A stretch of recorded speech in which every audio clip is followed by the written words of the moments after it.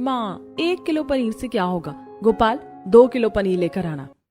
हे भगवान, ये लड़की कितना पनीर पनीर करती है। क्या करेगी इतने पनीर का? पता भी है पनीर कितना महंगा हो रहा है। माँ तुम तो रहने ही दो, इतना भी महंगा नहीं हो रहा पनीर जितना तुम कह रही हो। और वैसे भी मैं पनीर की सब्जी, भुर्जी और पनीर का पराठा खाऊंगी। 1 किलो पनीर में कुछ नहीं होगा। हाँ, यहाँ तो माँ बाप के पैसे लग रहे हैं, इसीलिए 1 किलो पनीर भी तेरे लिए कम है। ससुराल में देखूंगी, पता चलेगा वहाँ पनीर देखने को भी नसीब ना हो। तुम भी देख लेना माँ, मैं ऐसे घर में शादी करूंगी जहाँ सब पनीर के दीवाने होंगे और वहाँ हर रोज पनीर बनेगा। आरती अपनी माँ से लड़कर 2 किलो पनीर मंगवाती है और उस दिन पनीर पराठा, पनीर की सब्जी और पनीर भुजिया बनाती है। इसी तरह कुछ दिन बीत जाते हैं और आरती को देखने के लिए लड़के वाले घर आने लगते हैं, जिसकी तैयारी में पूरा घर लगा होता है। आशा, लड़के वाले घर आ रहे हैं, एक काम करो, खाने में पनीर बना लो। पापा सिर्फ पनीर की सब्जी ही क्यों? लड़के वाले मुझे देखने के लिए आ रहे हैं, कम से कम आज तो कुछ अच्छा बताओ। माँ तुम ज्यादा पनीर मंगवाओ, आज मैं पनीर का पराठा, पनीर की भुजिया, पनीर की सब्जी, पनीर टिक्का बनाऊंगी।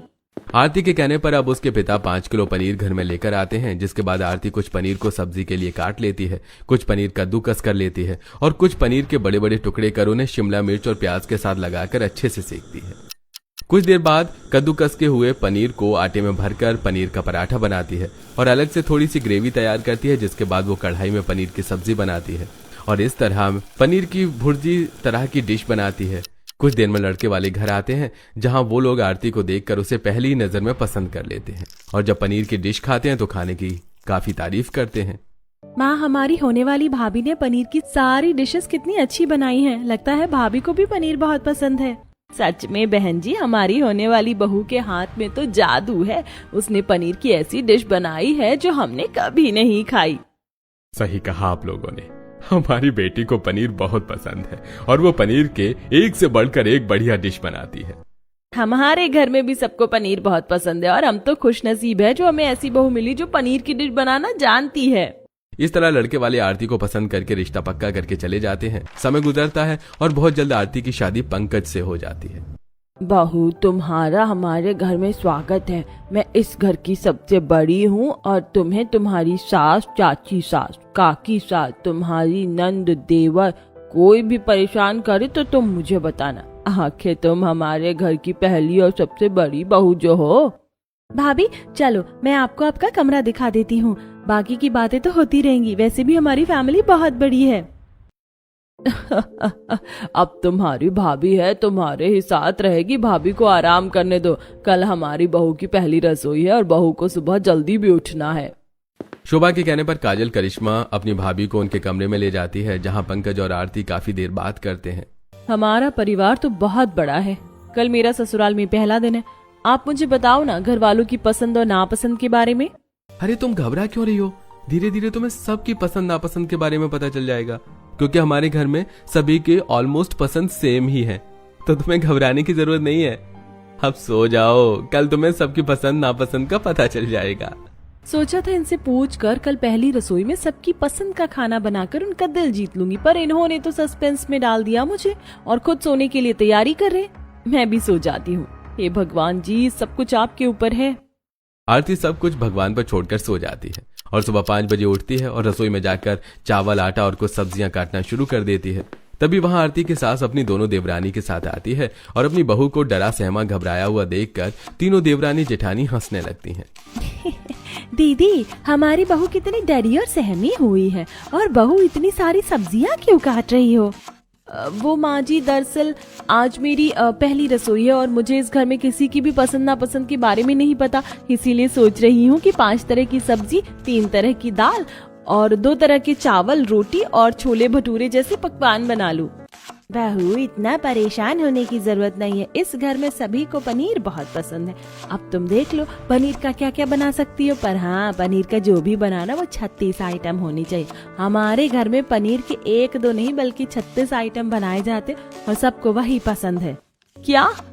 पनीर की 36 तरह की आइटम? कोई बात नहीं काकी जी, मैं बना लूंगी। हे भगवान, 6 बजने वाले, भला मैं पनीर की 36 तरह के कौन से आइटम बनाऊं? आज तक मैंने पनीर के इतने आइटम नहीं बनाए। लगता है मेरे ससुराल वालों को उस दिन मेरे हाथों का पनीर कुछ ज्यादा ही पसंद आ गया। तभी तो इन्होंने मेरे सामने पनीर की 36 तरह की डिश बनाने का चैलेंज मेरे सामने रख दिया। बहू, फ्रिज देख रही हो? ये स्पेशल फ्रिज है जिसमें हम पनीर रखते हैं। इसमें तुम्हें जितना पनीर चाहिए उतना निकाल लो, हम चलते हैं अब। जहां 36 तरह के पनीर की डिश बनाने का नाम सुनते ही आरती के पसीने छूट जाते हैं, तो वहीं तीनों देवरानी जेठानी बातें करती हुई रसोई से जाती हैं। जिसके बाद आरती के दिमाग में आइडिया आता है और वो फ्रिज में से काफी सारे पनीर निकाल लेती है, जिसमें से वो कुछ पनीर के बड़े बड़े टुकड़े काटती है, कुछ के छोटे छोटे डिब्बे जैसे आकार काटती है, कुछ को कद्दूकस कर लेती है और कुछ खड़े मसाले निकालती है। साथ ही वो काफी सारी ग्रेवी तैयार करती है और गैस पर ग्रिल गर्म होने के लिए रख देती है। 36 तरह के पनीर के आइटम बनाने की तैयारी तो मैंने कर ली है। अब मैं बनाऊंगी मलाई पनीर, पनीर काठी रोल, पालक पनीर, पनीर लबाबदार, पनीर मेथी जैसी डिश बनाऊंगी। अब जल्दी से कुछ रोटियां बेल लेती हूँ। इतना बोलकर आरती मैदे की काफी सारी रोटियां बेल कर निकाल लेती है और कुछ पनीर को हल्के तेल में फ्राई करके कुछ वेजेस के साथ रोटी को पनीर में रोल करती है। कुछ ही देर में वो सीख कबाब की तरह पनीर को पकाती है, जिसके बाद में पालक ग्राइंड करती है और एक कढ़ाई में पालक पनीर बनाकर तैयार करती है। देखते ही देखते कुछ ही देर में 36 तरह के पनीर के पकवान बना लेती है और बाहर से सभी के नाराज होने की आवाज आती है। अरे क्या हो गया है बहू को आज? पहली रसोई है और खाना बनाने में इतना लेट? अरे 10 बजने वाले हैं। वो तो शादी की वजह से हम सबने छुट्टी ले रखी थी, इसलिए आज घर में है। बहू को बताया नहीं क्या कि हम 9 बजे तक घर से निकल जाते हैं? पापा क्यों नाराज हो रहे हो? भाभी का पहला दिन है।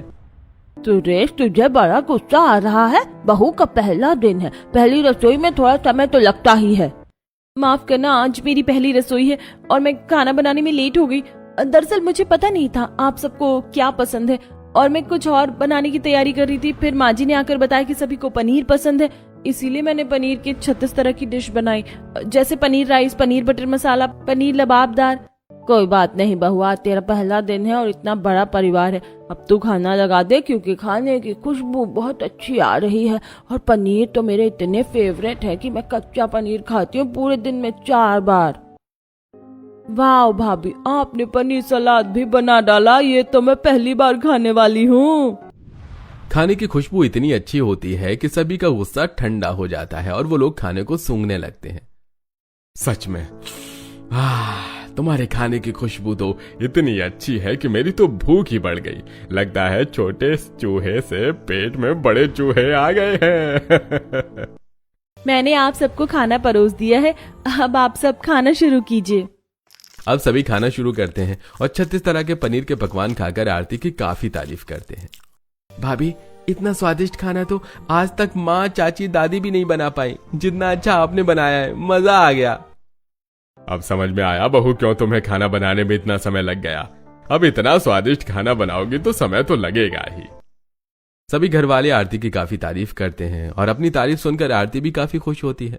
और रात को जब सारा खाना खत्म करके आरती सोने के लिए जाने लगती है तो एक बार फिर उसकी सास उससे कहती है, बहू सुबह 4 बजे उठ जाना, सब ऑफिस के लिए 9 बजे निकल जाते। घर में फिर हम सास बहू के अलावा और कोई नहीं रहेगा और सुबह हमारे कुछ रिश्तेदार भी आ रहे हैं, तो घर में कल काफी सारे मेहमान हैं, तो तू आज की तरह कल भी 36 तरह के पकवान बना लेना पनीर के। ठीक है माँ जी, मैं इसी तरह की कुछ नई डिश ट्राई करूंगी और घर आए मेहमानों को खुश कर दूंगी। अपनी तारीफ और घर वालों की उम्मीद देखकर आरती को बहुत अच्छा लगता है और वो सुबह 3 बजे उठकर रसोई में जाती है और फ्रिज से काफी सारा पनीर निकालकर फिर से पनीर के 36 तरह के पकवान बनाने की तैयारी में लग जाती है। पनीर के पकौड़े बनाना सबसे आसान है। एक काम करती हूँ, आज पनीर के पकौड़े ऐड कर लेती हूँ 36 तरह की डिश में। और कल मैंने मटर पनीर, शाही पनीर बनाई थी और आज शाही पनीर मटर पनीर के साथ पनीर प्याजा और पनीर घोटाला बना लेती हूँ। अब आरती जल्दी जल्दी पनीर के पकौड़े निकालती है। कुछ ही देर में वो पनीर घोटाला बनाती है, जिसमें वो थोड़े से मसाले, पानी ऐड करके उस पानी को सुखाती है।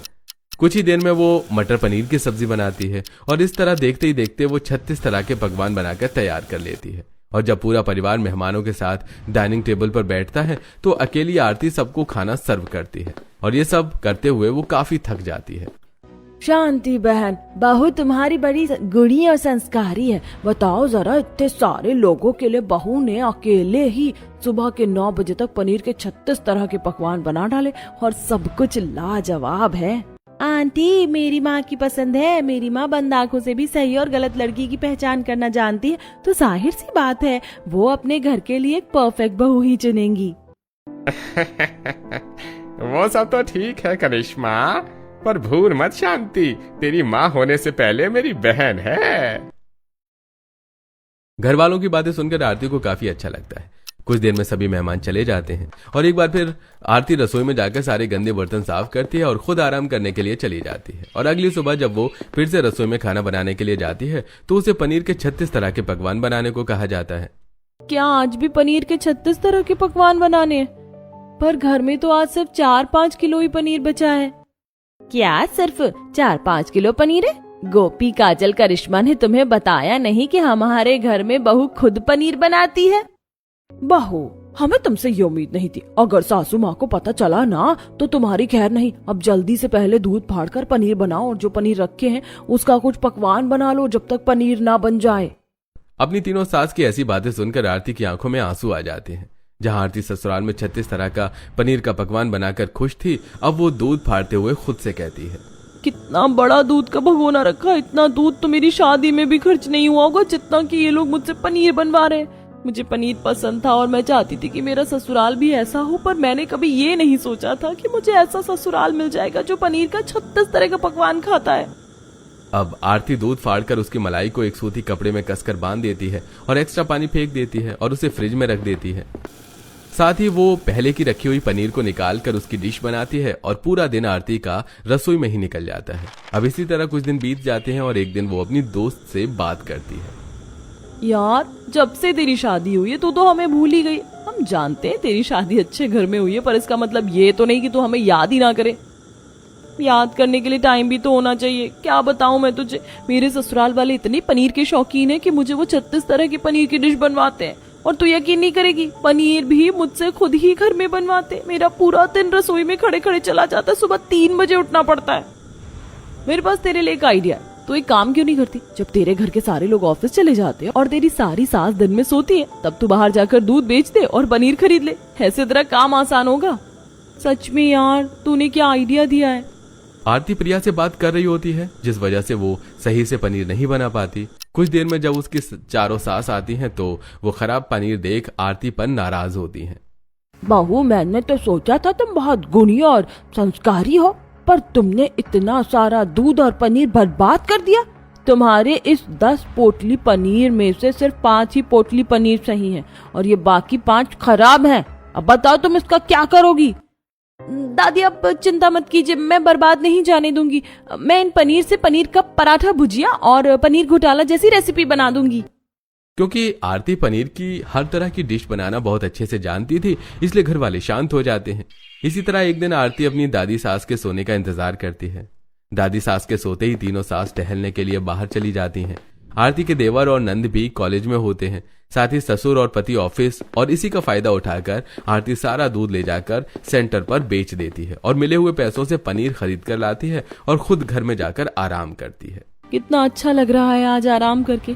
सही आइडिया दिया प्रिया ने। अगर आज मैं दूध बेचकर ना आती तो अभी तक रसोई में खड़े होकर पनीर बना रही होती। आराम क्या होता है ये तो शायद मैं भूल ही गई थी।